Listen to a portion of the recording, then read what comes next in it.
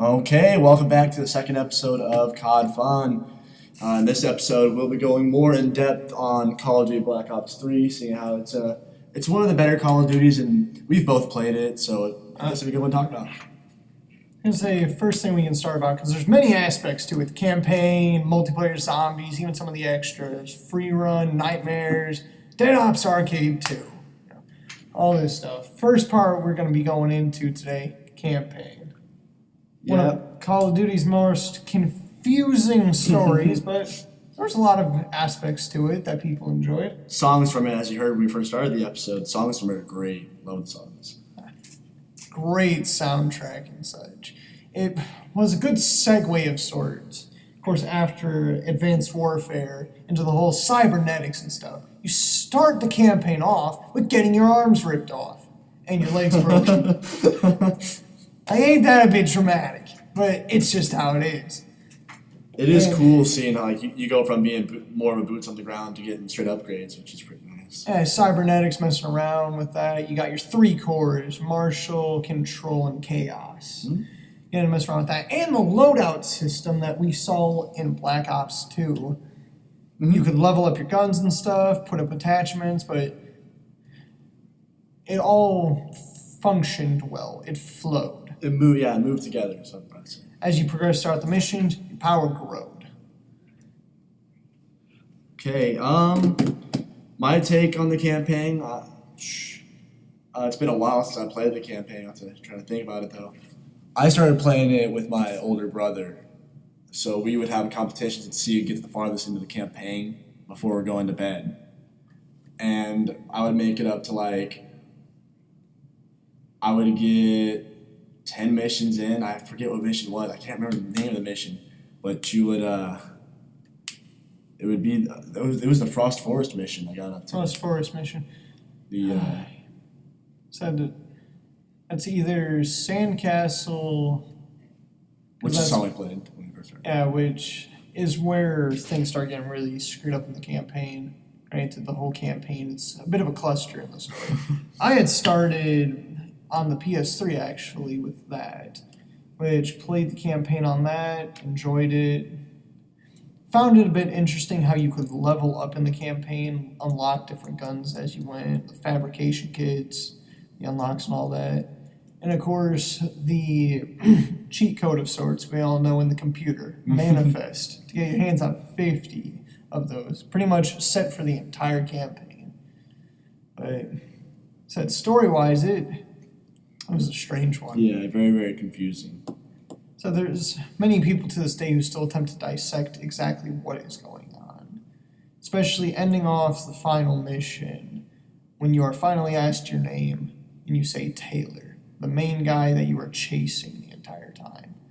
Of course, then as the story progresses, you learn more about Corvus, this virus supposedly in the DNIs. Mm-hmm. It makes you truly wonder what is actually going on. But I think that's pretty much it for the campaign, unless you got any other thoughts. Oh, yeah. Better wrap it up, yeah.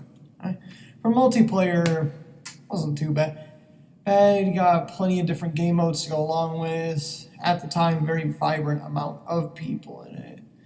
Got the specialists of sorts, all with their own abilities. So when you played multiplayer, what specialists did you use? I can't remember what their name was. It's the one with the bow and arrow. Sparrow. I always used, I don't know the guy's name either. He had the gravity spikes, but I think his name was Ruin.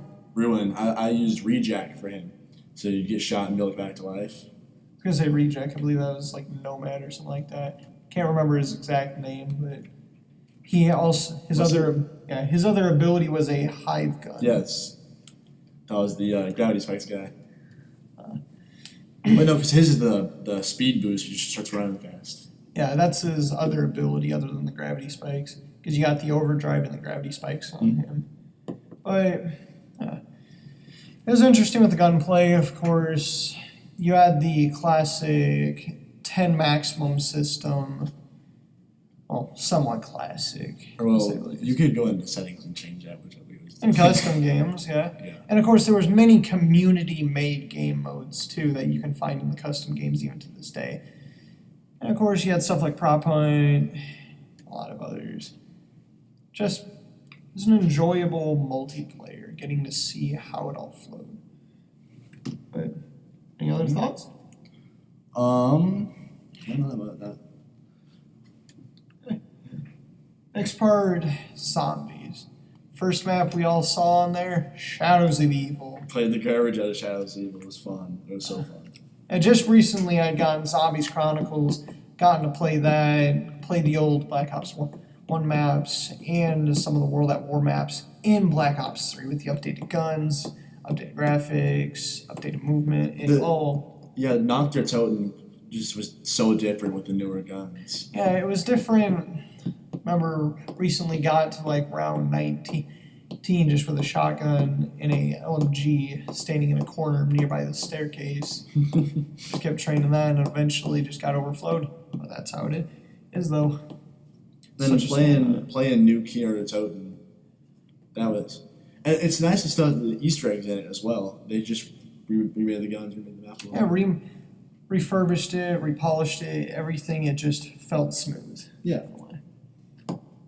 And then they added where you can get like more perks out of the gobble gums. Another thing too. Yeah, liquid divinium, which you can unlock. Somewhat easy to unlock from game to game. Say you unlock them by opening, say, a couple doors within a match, or even just pack punching gets you in liquid divinium.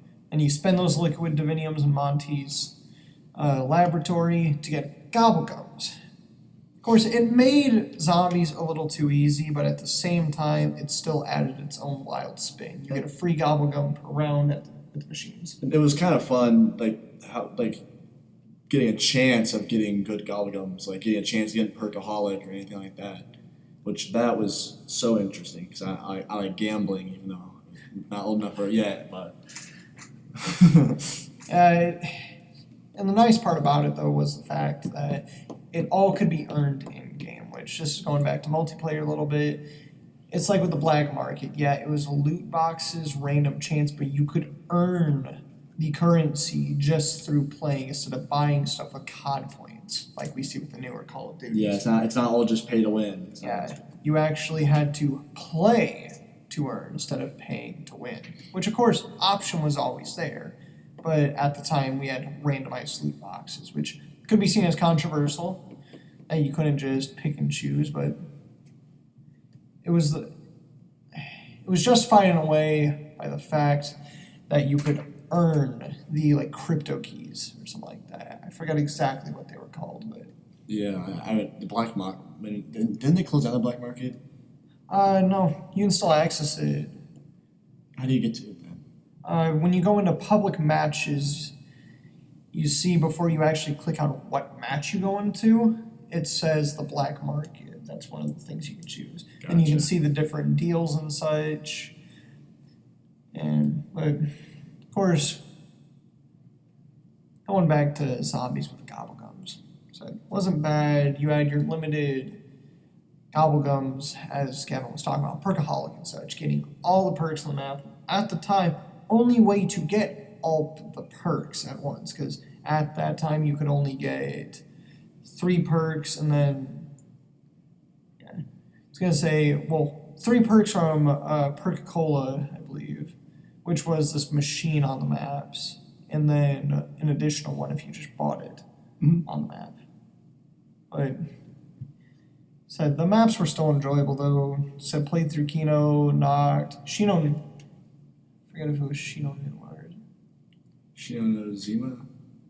Because there's Zetsubou Shima, Zetsubou Shima is part of its own thing. Because of course there's still the other maps like the Giants, Zetsubou Shima, and a few others. Shino Numa, Nocturne Tone, and Verruct, all World at War maps. Pretty fun to play on, especially with Verruct. You have those very tight corners. It's so small, yeah. I played Verruct once, which Verruct means crazy in German, if you wanted to know that. It just means crazy. And there's plenty of Easter eggs that litter around the entire thing. Yeah. Then you had your Black Ops 1 maps. Now, could be wrong by saying that Origins was a Black Ops 1 map, but I believe it was. It might have been Black Ops 1. I didn't do a lot. The only 2 maps that Black Ops 1, 5 and Kino Totem. I know for a fact that Origins was on 2. Yeah, and it might have been on 2 instead, but you had Origins, you had Kino, Moon and Ascension, and a few others, because Zombies Chronicles 2 has a lot of maps, so I'd say it's worth I believe about $30 that's going on. I know they were doing a discount recently on it. Don't know if it's still up, but on Xbox it was like $20 for the game and the add-ons. So That's nice. Some of the miscellaneous stuff, you got Nightmares. It was a strange spin on the campaign to where it was the campaign missions, but you had zombies. yeah, I'm not sure how I would describe it, but it was for sure a different experience of sorts going throughout it all. and it was weird because it wasn't like wave zombies either. It was like there was just zombies on the map that would spawn Yeah. as you were going through the missions. So it's worth playing a little bit, but I didn't find it very fun when I played it. I mean, if you're playing with friends, any game can be fun, which is one thing I stress a lot, is any game is fun with friends. Yeah. Then a bit of another thing too, free run. Now, of course, I think this was to help those experience the parkour. You had the different levels of difficulty, and then going through those all maybe take you, say, 2 to 4 minutes. Recently completed the hardest difficulty one on about 4 minutes. Had a lot of fun with that mode. I think that it is very good using the free run to help practice movement. Just getting good at the jumping and all the new movement they've recently added to the Call of Duty franchise. Well, thanks for tuning in on this week's episode of COD Fun. And if you'd like to join us back in next week's episode, we'll be going over Call of Duty World War II, which is a very interesting one.